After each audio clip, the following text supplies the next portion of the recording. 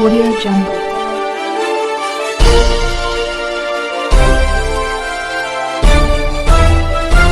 Audio Jungle. अभी आप देख रहे हैं कंचन न्यूज। इसे लाइक शेयर सब्सक्राइब करना ना भूलें ताकि न्यूज का नोटिफिकेशन सबसे पहले आपके पास पहुंचे। अब चलिए खबरें विस्तार से।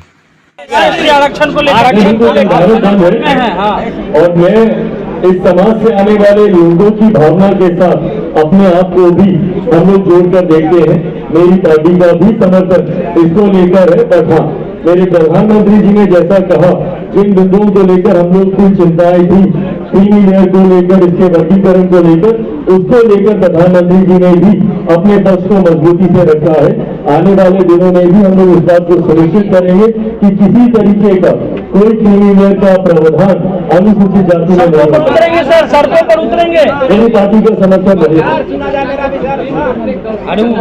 वो सिर्फ और सिर्फ छुआछूत रहा है। ये वो जातियां हैं जिनको समय समय पर गांव से बाहर रखा जाता था, देखना पाप माना जाता था, छूना पाप माना जाता था। ये वो जातियां हैं जो छुआछूत का शिकार रही हैं।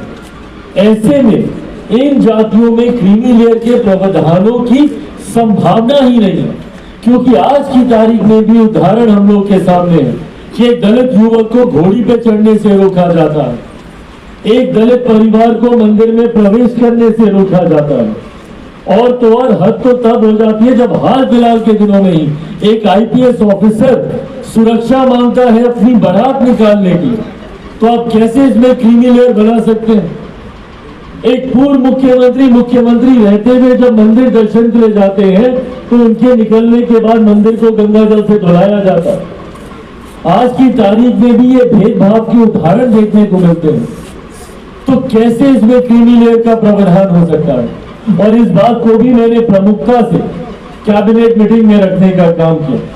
और मुझे खुशी है कि प्रधानमंत्री जी ने भी तुरंत उसी कैबिनेट मीटिंग के बाद क्रीमी लेयर की जो संभावनाएं माननीय न्यायालय के द्वारा जताई गई थी, उस पर सरकार की तरफ से अपना रुख स्पष्ट करने का काम किया। समय समय पर मेरे प्रधानमंत्री जी के द्वारा उठाए गए ये कड़े फैसले दर्शाते हैं कि विपक्ष जो एक माहौल तैयार करने का प्रयास कर रहा है, और ये अभी से नहीं, एक लंबे समय से विपक्ष की पूरी राजनीति ही अब सीमित हो गई है इस बात पर आकर कि कैसे हमारी केंद्र की सरकार हमारे प्रधानमंत्री जी को सिर्फ आरक्षण संविधान के नाम पर घेरने का काम किया गया, जबकि समय समय पर हमेशा मेरे प्रधानमंत्री जी और मेरी सरकार ने अपनी प्राथमिकताओं को दर्शाने का काम किया। और वो समाज के इन्हीं वर्गों के प्रति है जो आज भी मुख्य धारा के साथ नहीं जुड़ पाए। ऐसे में विपक्ष जो भ्रम फैलाने का काम करता, पूरा चुनाव इन्होंने इसी झूठ के सहारे लड़ने का काम किया। आरक्षण समाप्त हो जाएगा, संविधान समाप्त हो जाएगा। अभी पिछले 2-3 दिन से जब से ये एडवर्टीजमेंट निकला, अभी तो कोई नियुक्ति नहीं हुई, कुछ नहीं हुआ। एक ऐसा माहौल तैयार कर दिया कि सरकार पूरी तरीके से दलित विरोधी है, पिछड़ा विरोधी है। और ये लोग बात करते हैं दलितों की, ये लोग बात करते हैं पिछड़ों की। इतना साल हो गया, अगर मंडल कमीशन को किसी ने संवैधानिक दर्जा देने का काम किया तो वो हमारी आज की मौजूदा सरकार और हमारे आज के प्रधानमंत्री नरेंद्र मोदी जी ने देने का काम किया। समय समय पर अनुसूचित जाति जनजाति के साथ जब जब अन्याय हुआ, एट्रोसिटी एक्ट का मामला हो या विभिन्न और मुद्दे हो, उसमें अगर किसी सरकार ने मजबूत कदम उठाने का काम किया तो हमारी आज की सरकार ने करने का काम किया। और जो लोग आज एक उंगली हम लोग पर उठाते, अपने ऊपर उठी उंगलियों का जवाब देना। क्यों आपने ऐसी परंपराओं को शुरू किया? क्यों आपने डायरेक्ट नियुक्तियां शुरू कर इसके दरवाजे खोलने का काम किया? और जो लोग चिंता जताते हैं, आप लोगों ने अपने समय रहते हुए क्यों नहीं इस बात को सुनिश्चित किया? भाई, हम लोग की तो सरकार अभी 10 साल से चल रही है। वहां पर अगर कोई सेक्रेटरी जेएस के लेवल पर पहुंचेगा तो उसकी भी एक समय सीमा है। क्यों नहीं कांग्रेस ने अपनी सरकार के समय इन भर्तियों को पूरा किया था, आरक्षण के प्रावधानों को पूरा किया था, उसके अनुसार नियुक्तियां कराई थी, और कराई होती तो आज वो तमाम अधिकारी बड़े पदों पर पहुंचे होते।